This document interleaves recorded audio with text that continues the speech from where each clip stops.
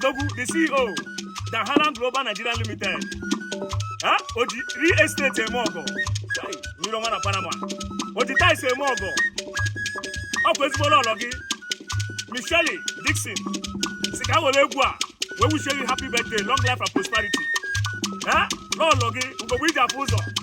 And I go to Nalisika. Miromana Panama. I see the Vita was in the Quapanagama. Ibona can the boutique and Ibona can the boutique. Miroma, happy birthday to you.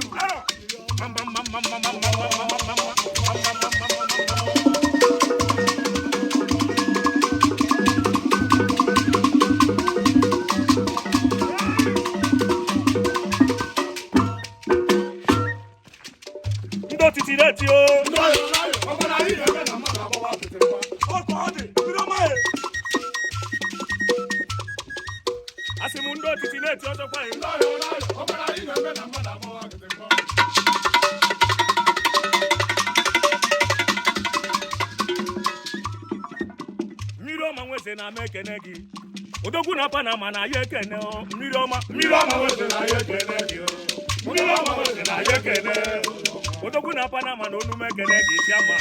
Happy birthday, long life and prosperity. Miroma wese na yekene Miroma na Panama Asibadi fe menagi o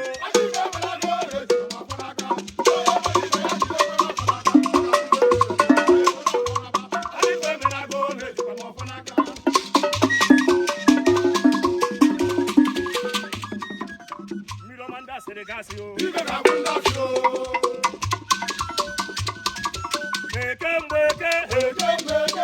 Happy birthday, happy birthday, happy birthday to you.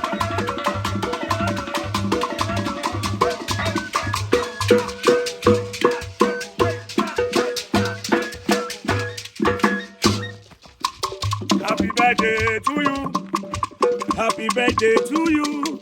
Happy birthday, happy birthday, happy birthday to you.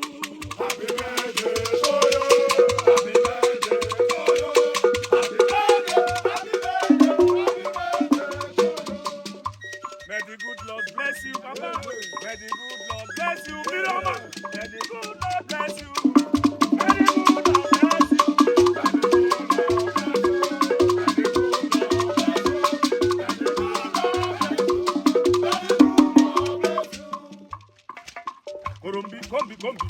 Kombiko, Miroma, Odogu na Panama, Ezo Mogo, Idabita Wale, happy birthday, I am a woman,